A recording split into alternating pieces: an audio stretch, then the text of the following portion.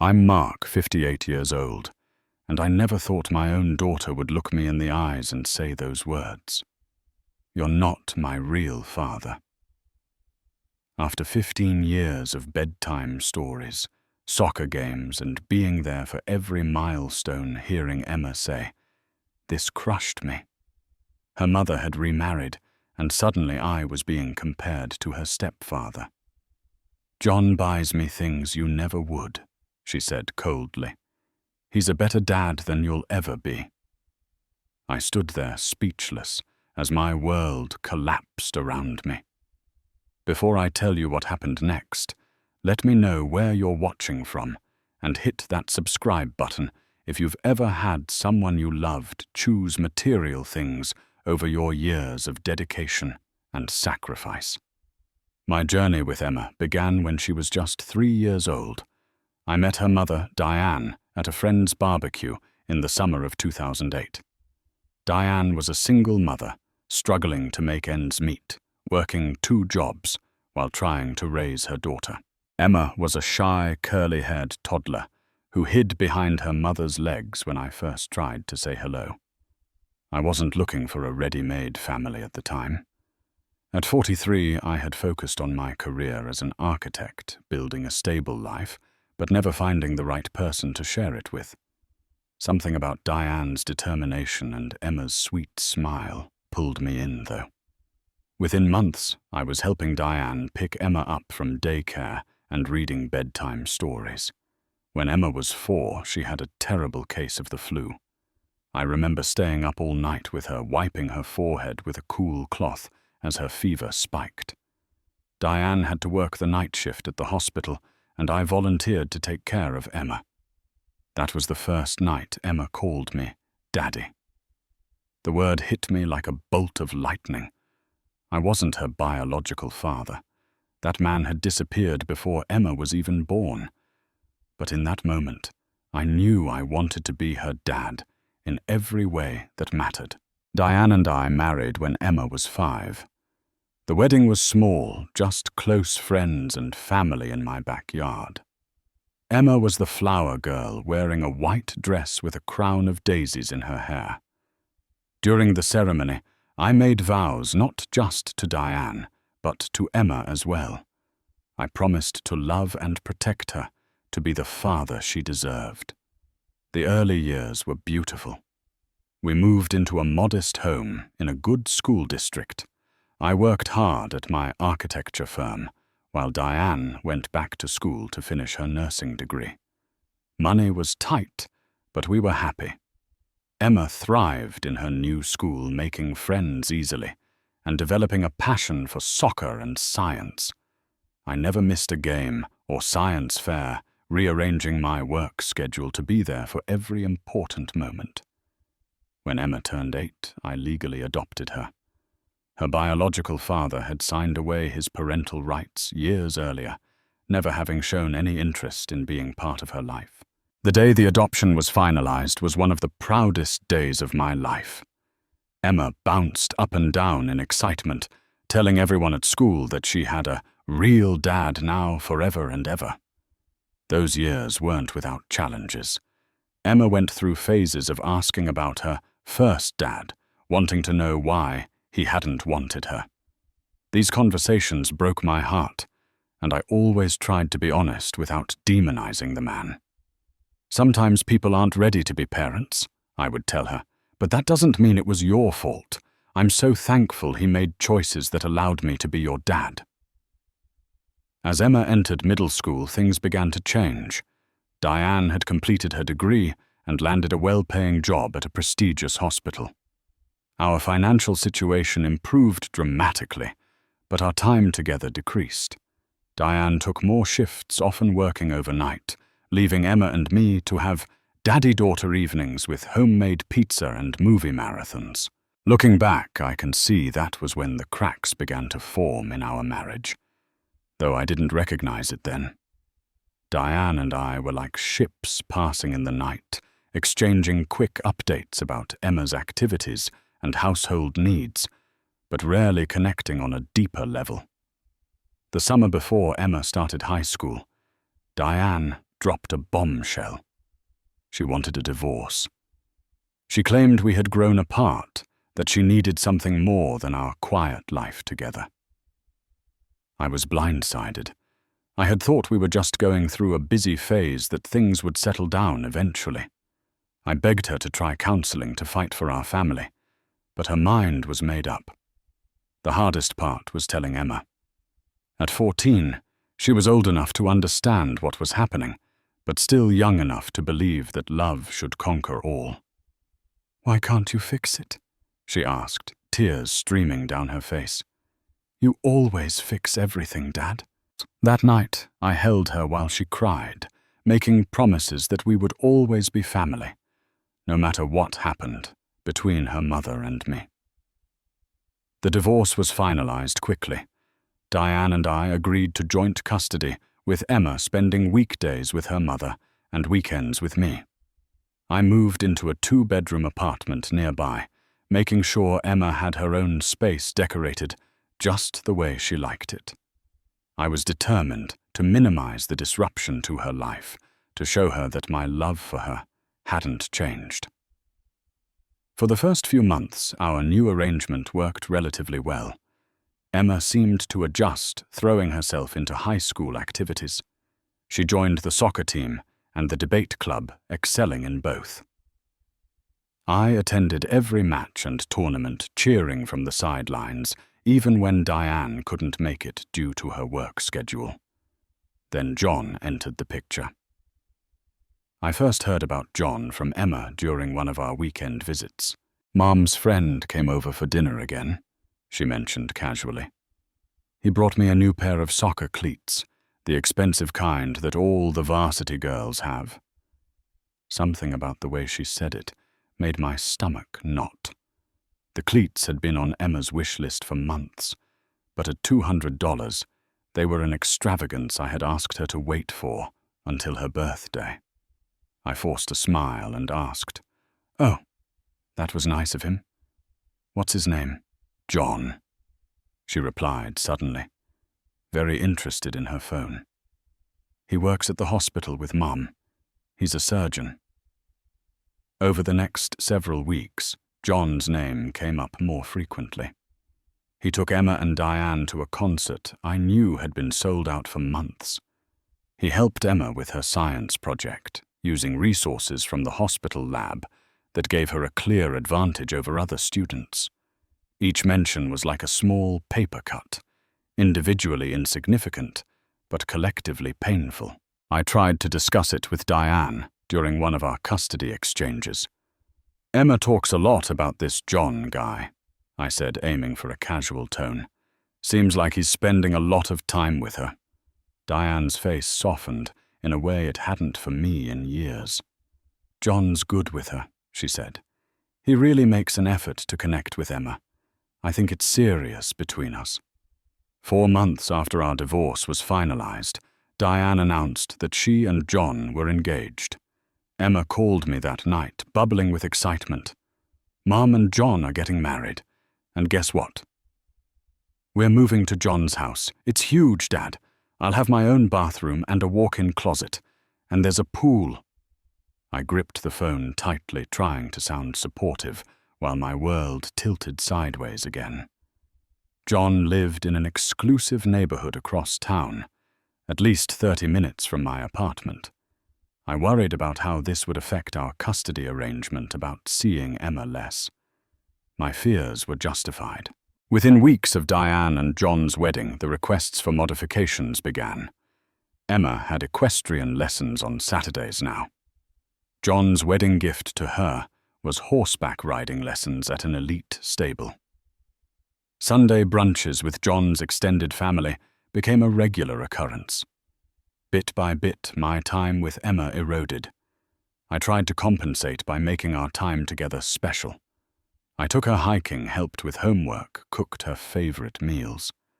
But I couldn't compete with John's resources.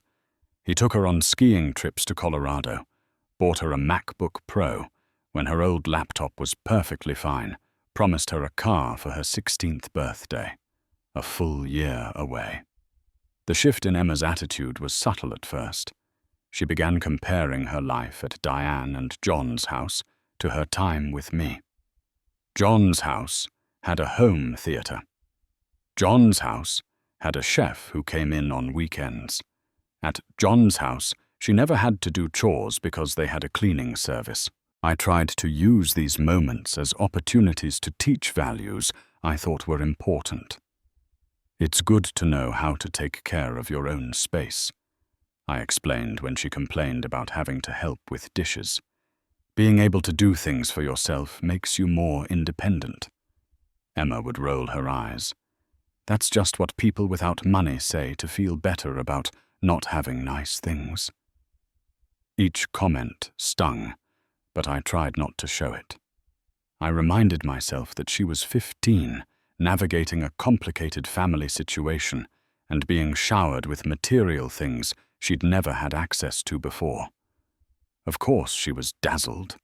It would pass, I told myself. The foundation we'd built over the years was stronger than this. Then came the conversation that shattered that belief. It was a Friday evening, and I was picking Emma up for our weekend together.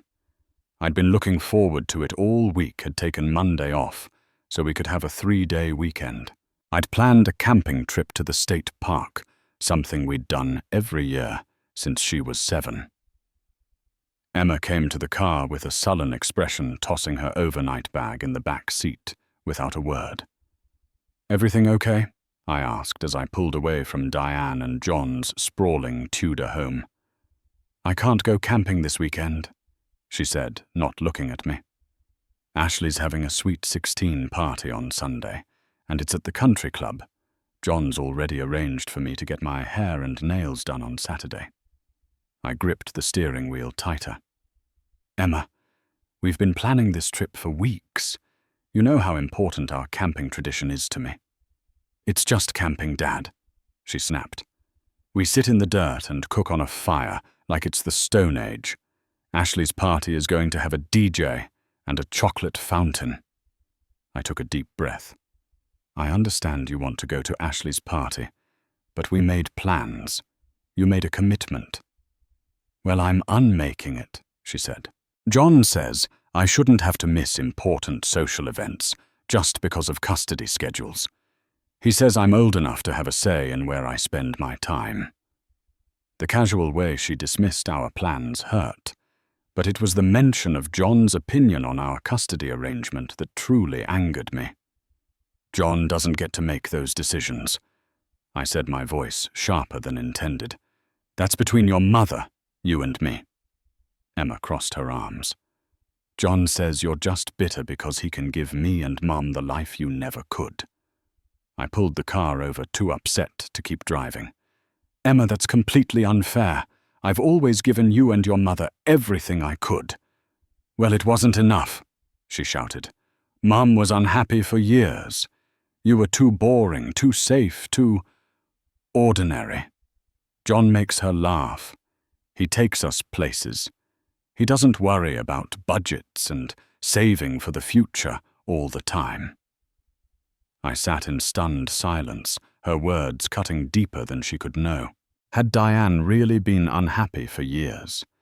Had my daughter seen me as boring and inadequate all this time? "Emma," I finally said, my voice quiet. "Material things aren't everything. I may not have John's money, but I've loved you and been there for you since you were 3 years old." That's when she said it, the words I never thought I'd hear from her lips. "You're not my real father anyway. You're just the guy my mom settled for, until someone better came along." I felt like I'd been punched in the stomach. 15 years of loving her, raising her, thinking of her as my own, erased with a single, cruel sentence. "John buys me things you never would," she continued coldly. "He's a better dad than you'll ever be." I dropped her off at her mother's house without saying another word. She didn't protest, simply grabbed her bag and walked back into the grand house without a backward glance. I sat in my car for a long time afterward, trying to process what had just happened, wondering where I had gone so terribly wrong. The next morning, I woke up feeling like I'd been hit by a truck. Emma's words played on repeat in my mind. "You're not my real father anyway." After 15 years, countless soccer games, school projects, nightmares soothed, and band-aids applied, how could she dismiss our relationship so easily? I picked up my phone, half expecting to see a text from Emma, apologizing. There was nothing. I scrolled through my photos instead, looking at pictures of us throughout the years. Emma at 7, missing her 2 front teeth, and grinning proudly as she held up her first caught fish. Emma at 10, her face smudged with dirt after we planted her mother's garden.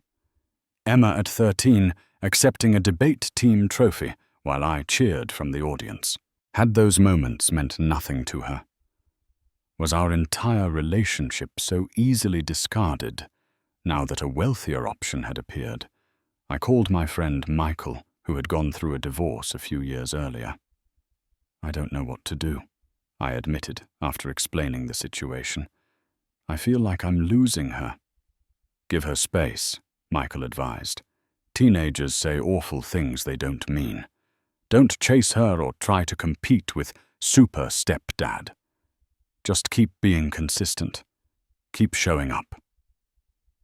I wanted to believe Michael was right, that this was just a phase. But as the weekend passed with no word from Emma, my hurt began to harden into something else.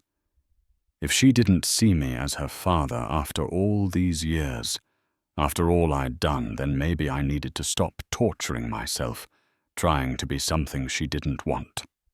Monday morning, I called my lawyer.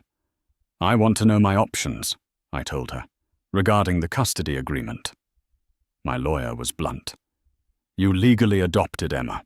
You have parental rights, regardless of what she or her mother might say. But forcing a teenager to spend time with you when she doesn't want to could backfire spectacularly." "I'm not talking about forcing her," I clarified. "I'm talking about letting go." There was a long pause on the line. "Are you sure about this, Mark?" This sounds like a decision made from a place of hurt. She wasn't wrong, but I couldn't see another way forward. "Just tell me what I need to do." That afternoon, I sent Diane a text. "We need to talk about Emma. Can you meet tomorrow?" We arranged to meet at a coffee shop halfway between our homes. When Diane arrived, I could immediately tell she knew something was wrong. She slid into the booth across from me, her expression wary. "Emma told me about your argument," she began without preamble. "She feels terrible." "Does she?" I asked, unable to keep the bitterness from my voice. "She hasn't reached out to tell me that herself." Diane sighed. "She's confused right now, Mark. John has been very generous with her, and she's at an age where material things and social status seem incredibly important. But deep down, she knows you're her dad." "Actually, she made it very clear I'm not," I replied. "And maybe she's right. Maybe it's time I stop pretending." Diane's eyes widened. "What are you saying?" I slid a folder across the table. "I'm proposing a modification to our custody agreement. Emma will live with you and John full-time. I'll continue to pay child support until she's 18, but I won't force her to spend time with someone she considers a poor substitute for a father." "Mark, this is ridiculous," Diane protested. "You're overreacting to a teenager's tantrum." "Am I?" When was the last time she actually wanted to spend time with me? When was the last time I wasn't just an obligation in her schedule, something to endure until she could get back to her real life with you and John? Diane had the grace to look uncomfortable. We both knew Emma had been finding more and more excuses to shorten or cancel her weekends with me. "She needs you in her life," Diane insisted. "You've been her father since she was 3 years old." And yet it was so easy for her to decide I never mattered. I said, my voice breaking slightly. I can't keep putting my heart out there to be trampled, Diane. I just can't. I stood up, leaving the folder on the table. The ball's in her court now. If Emma wants me in her life, she knows where to find me. But I won't beg for scraps of her attention or compete with John's wallet. As I walked out of the coffee shop, I felt both terrible and relieved. For 15 years, my identity had been wrapped up in being Emma's father. Now I was stepping away from that role, and I had no idea who I was without it. That evening, my phone exploded with texts from Diane. Emma is hysterical. What did you tell her? She thinks you're abandoning her. Is that what you want? Please call her. She needs to hear your voice. I turned off my phone and poured myself a drink. Diane's reaction confirmed what I had suspected. She hadn't actually shown Emma the custody modification. She'd simply told Emma I was stepping back. And now Emma was facing the consequences of her words for the first time. The next morning, I turned my phone back on to find 16 missed calls and 23 text messages. Most were from Diane, but 3 calls and 5 texts were from Emma. Her texts progressively shifted from angry "Mom told me what you're doing," real mature dad, to confused "Are you seriously not going to call me back?" to panicked "Please answer, I didn't mean what I said." I texted Diane, "I'm not abandoning Emma. I'm giving her the space to decide what she wants our relationship to be." To Emma, I sent a single message. "I've been your father in every way that matters for 15 years. When you decide whether that means anything to you, I'll be here." Then I focused on getting through the day. I went to work, stared at architectural plans without really seeing them, and fielded concerned questions from colleagues who could tell something was wrong. I declined invitations to lunch and after-work drinks, needing to be alone with my thoughts. When I returned to my apartment that evening, Emma was sitting on the floor next to my door, her back against the wall, eyes red from crying. She scrambled to her feet as I approached. "How long have you been here?" I asked, unlocking the door. 2 hours, she admitted, following me inside. "Mom wouldn't drive me, so I took the bus." The fact that she'd navigated public transit to reach me, something she'd always claimed was beneath her, gave me a small hope that this conversation might be different. I set my keys down and turned to face her. "I assume your mother told you about my decision?" Emma nodded, tears welling in her eyes again. "You're giving up custody. You don't want to be my dad anymore." "Is that what she said?" I asked, keeping my voice neutral. "She showed me the papers," Emma whispered. "You're letting me go." I gestured for her to sit on the couch. "Emma, for 15 years, I've been your father in every sense of the word, except biology. I've loved you, supported you, cheered for you, worried about you, and been there for every important moment I possibly could. And the other day you told me none of that mattered because I'm not your real father." She flinched at my words. I was angry. I didn't mean it. "I think you did," I replied quietly. "I think you meant it in that moment, and that's what hurts the most. Because it showed me that after all these years, after all we've been through together, you still see me as something less than. Something easily replaced when a better option comes along." "That's not true," she protested. "Isn't it? Since your mother married John, you've compared everything I do to him. My apartment is too small. My car is too old. I can't afford the experiences or things he gives you. Every weekend you're with me. You count the hours until you can go back to your real life with your real family." Emma stared at her hands. "I'm sorry I said those things. I was being a brat." "Yes, you were," I agreed, not softening the blow. "But you were also being honest about how you see me. and that's why I'm modifying the custody agreement. Not because I don't want to be your father anymore, but because I refuse to be your backup plan. The obligation you fulfill until something better comes along. Tears streamed down her face. So you're abandoning me because I hurt your feelings? I shook my head. No, Emma. I'm giving you a choice. If you want me in your life, it has to be because you value our relationship, not because a court order says you have to spend time with me. I won't compete with John's money or lifestyle. I can't. All I can offer is what I've always given you. My love, my time, my support. And if I say I want you in my life, she asked in a small voice. Then we start rebuilding, I said. But it won't be like before. I won't be taken for granted again. Emma was quiet for a long moment. Can I stay here tonight? Please. It wasn't the resolution I'd hoped for, but it was a start. You can take your old room, I said. We'll talk more in the morning. As I lay awake that night, listening to the occasional sniffles from Emma's room, I wondered if I'd made the right decision. Was I teaching her an important lesson about valuing relationships? Or was I, as she'd accused, abandoning her because she'd hurt me? The line between the two felt razor-thin in the darkness. The morning brought a tentative truce. Emma emerged from her room, looking like she hadn't slept much, her eyes still puffy from crying. I was already in the kitchen making the blueberry pancakes that had been her favorite since childhood. You remembered, she said, softly, sliding onto a stool at the counter.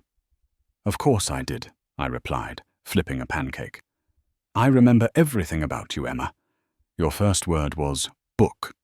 You were terrified of the Easter Bunny until you were 7. You sleep with your socks on, even in summer. You cry at animal rescue commercials, but claim you have something in your eye. She gave me a watery smile. I didn't think you noticed that stuff anymore. I've noticed everything always, I said, sliding a plate in front of her. That's what parents do. We see our children even when they think we don't. We ate in silence for a while, the weight of our unresolved conversation hanging between us. Finally, Emma set down her fork. I was horrible to you, she admitted. Not just the other day, but for months. I don't know why I said those things. I think you do, I countered gently. You got caught up in the lifestyle John offers.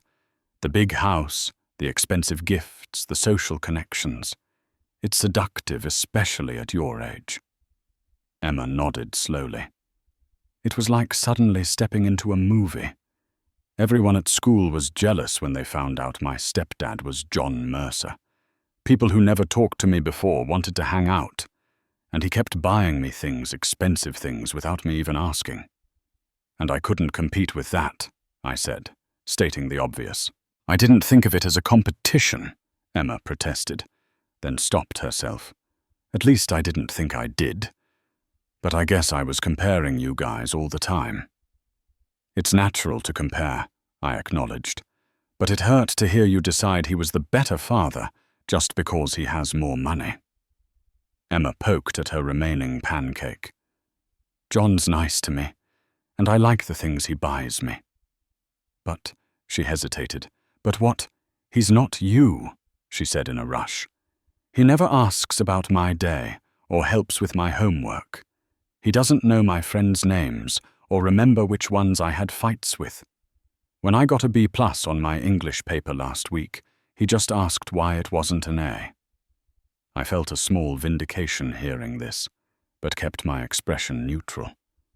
John hasn't had 15 years to get to know you like I have, and he's trying to connect in the way he knows how. By throwing money at me, Emma said bitterly. That's not fair, I corrected her. He's making an effort, even if it's not the kind of effort you need most. Don't vilify him now, just because you think that's what I want to hear. Emma looked surprised by my defense of John. I thought you hated him. I don't hate him, I said honestly. I'm jealous of him. Jealous that he gets to live with you, that he can give you things I can't, that your mother chose him over me. But that's my issue to work through, not yours. Emma was quiet for a moment. I miss how things used to be before the divorce. The three of us in our little house. It wasn't fancy, but it was home. I miss it too, I admitted. But we can't go back to that time, Emma. Your mum and I tried, but we couldn't make our marriage work. And now we all have to find a new normal. What does that mean for us? She asked, gesturing between us. Are you really giving up custody? I sighed. I'm amending the custody agreement to make your time with me voluntary, rather than mandatory. If you want to spend weekends here, my door is always open. If you want to go to a friend's party or an event with your mum and John instead, that's your choice. But I won't be the parent standing in the way of things you want to do, and I won't be the obligation you resent.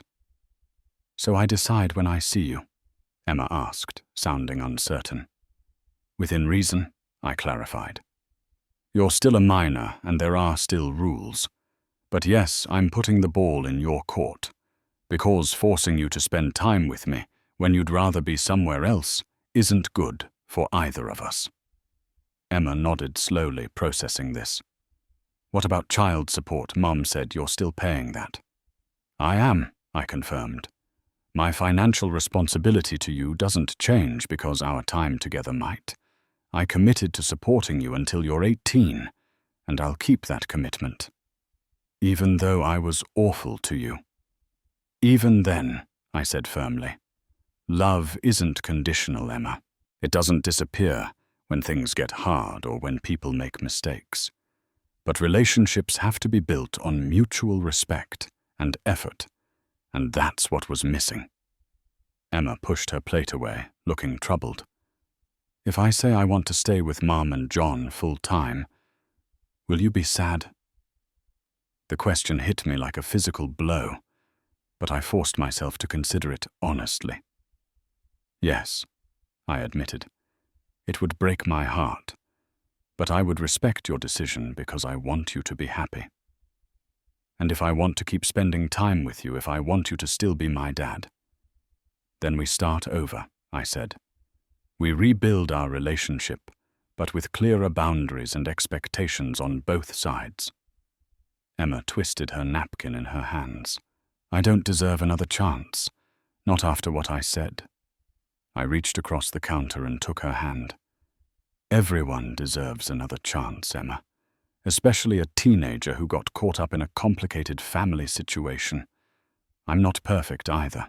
Maybe I could have handled your mother's remarriage better, been more understanding about the appeal of John's lifestyle. So what now? She asked. Now you call your mother and let her know you're safe, I said. Then you decide what you want our relationship to look like going forward. Emma nodded, pulling out her phone to text Diane. After sending the message, she looked up at me with red-rimmed eyes. I do want you to be my dad. You're the only father I've ever known, and I was stupid to pretend that didn't matter. The knot in my chest loosened slightly. Then that's where we start. But Emma, I need you to understand something. I can't give you what John can in terms of material things. I won't try to compete on that level. I know, she said, and I'm sorry I made you feel like you had to. Her phone buzzed with a response from Diane. Mom wants to come get me, she said, looking uncertain. That's fine, I assured her. This isn't going to be resolved in one conversation. We all need time to think about how we move forward. As Emma gathered her things to leave, she paused at the door. Dad?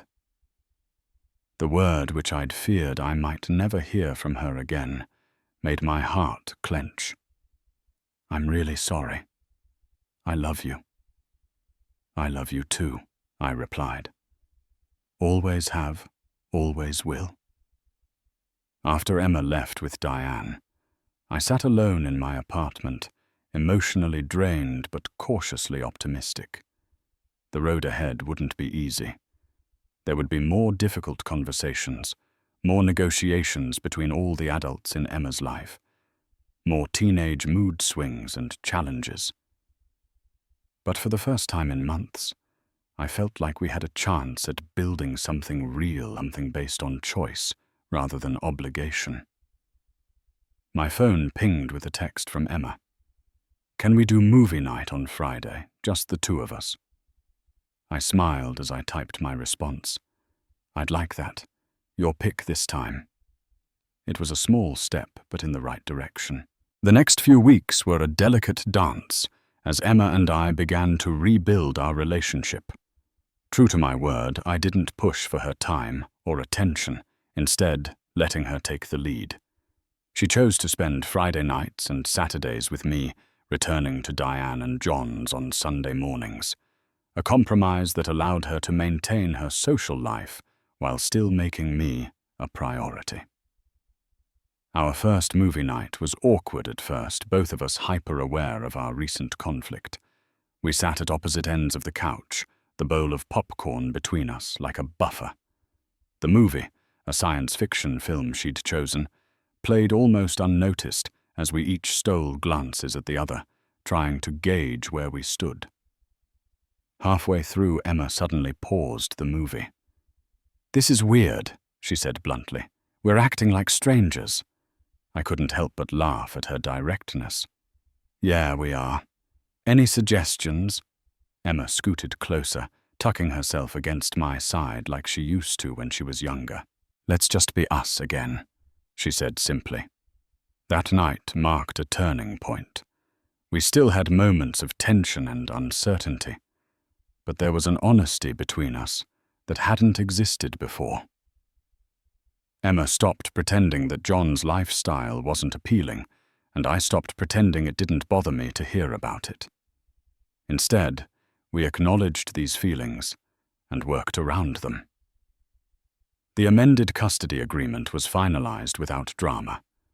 As promised, Emma had more freedom to choose how she spent her time, but she consistently chose to include me in her life.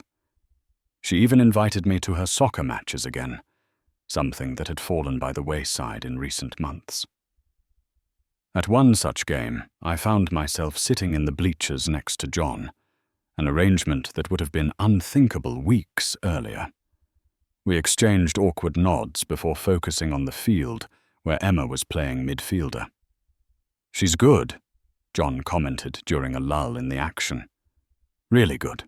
She's played since she was 6, I replied.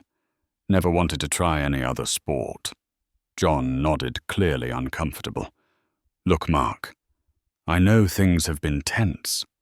I want you to know I never intended to replace you in Emma's life." The statement could have reignited my resentment, but instead I found myself considering it honestly. "I know," I admitted. "You were just being generous with someone you care about. I took it personally." "She talks about you all the time, you know," John said, surprising me. "All these traditions and inside jokes you have. The camping trips, the blueberry pancakes, something about a rubber chicken." I smiled at the mention of Mr. Squawks, a ridiculous rubber chicken I'd bought Emma when she was 7 and had the flu. I'd used it to make up stories that made her laugh despite her fever. It had become a running joke between us, appearing on birthdays and other special occasions. "I could never replace 15 years of history," John continued, "and I shouldn't try. Emma needs both of us in her life, just in different ways." It was perhaps the most mature conversation 2 men in our position could have had. We weren't going to be friends. There was too much complicated history for that. But we could be civil co-parents who respected each other's roles in Emma's life. Diane was another matter entirely. My ex-wife oscillated between gratitude that Emma and I were repairing our relationship and resentment that I had, in her words, manipulated the situation by changing the custody agreement. It took several heated conversations before we reached an understanding. "You could have handled it differently," she insisted during one such discussion. "Maybe," I conceded. But would it have had the same impact Emma needed to understand that relationships are choices, not obligations? Diane couldn't argue with the results. Emma was more respectful, more appreciative, and more mindful of how her words affected others. The entitled attitude that had developed during her early months with John had begun to fade. 6 months after our confrontation, Emma came to me with a request that demonstrated just how far we'd come. "Dad, can I talk to you about something?" she asked as we washed dishes after dinner at my apartment. "Of course," I replied, handing her a plate to dry.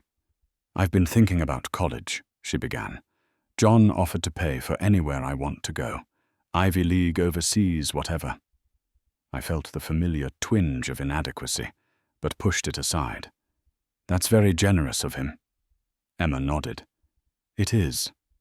But I was thinking, the money you've been saving for my college all these years, could we use it for something else instead?" I raised an eyebrow, curious where this was heading.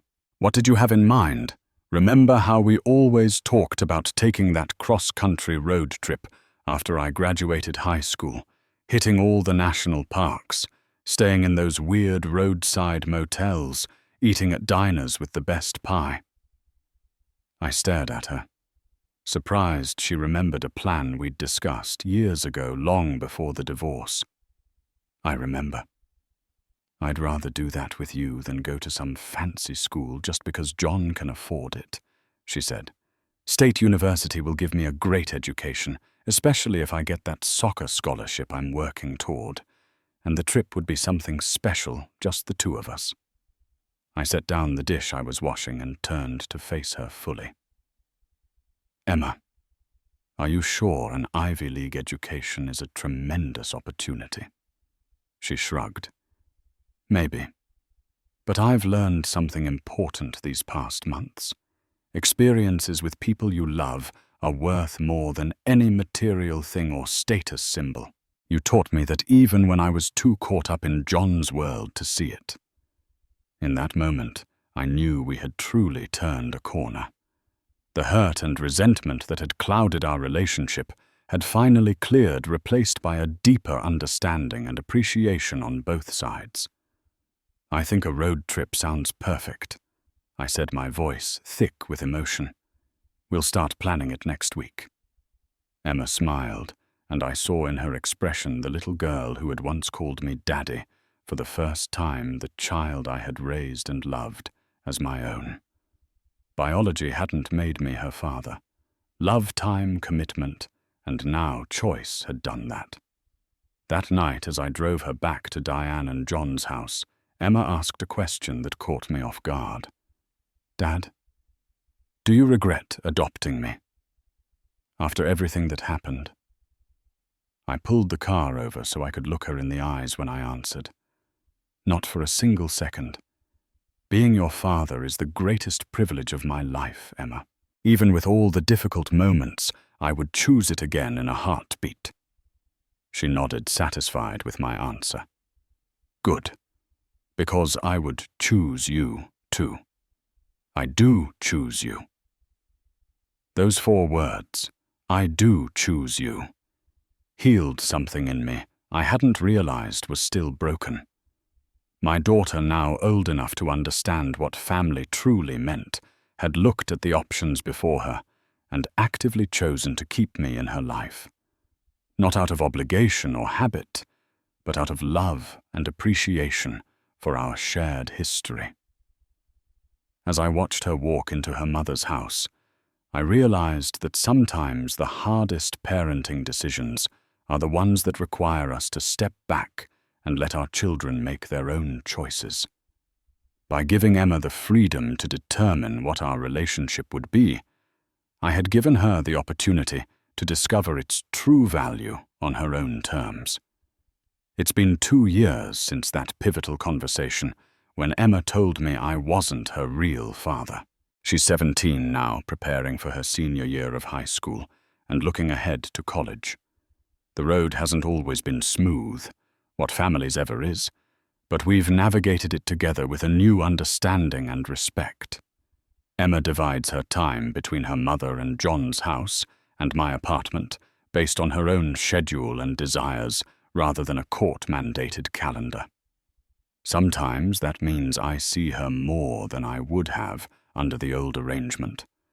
Sometimes it means less. The difference is that when she's with me now, it's because she wants to be, not because she has to be. John and I have reached a comfortable détente. We'll never be close, but we've found ways to support Emma without competing or undermining each other. He handles the material aspects of her life that I can't. The expensive soccer camps, the laptop for school, the car for her 17th birthday. I provide the emotional foundation she needs, the consistent support, the willingness to listen, the shared history that can't be bought. Diane and I have improved our co-parenting relationship as well. Once she saw that Emma was happier and more grounded with our new arrangement, her resistance faded. We now consult each other on important decisions and present a united front when needed, even when John is part of the equation. As for Emma herself, the entitled teenager who once dismissed me as not her real father, has blossomed into a thoughtful young woman who understands that family is defined by love and commitment, not biology or bank accounts. She still enjoys the privileges that come with John's wealth, but she no longer measures her relationships by material standards. Last weekend, Emma and I finalized the itinerary for our cross-country road trip, scheduled for the month after her graduation. 3 weeks, 14 states, 9 national parks, and countless roadside attractions. John offered to upgrade our accommodations. "At least let me book you some decent hotels," he'd said. But Emma declined. "The whole point is the adventure, John," she'd explained. "The weird motels and diners are part of the experience. Dad and I have been planning this trip since I was 12. The pride in her voice when she called me Dad, the casual certainty that I was and always had been her father, was worth more than any luxury John could have provided. Yesterday, Emma came over with a small gift bag. "I found this while cleaning my room," she said, handing it to me.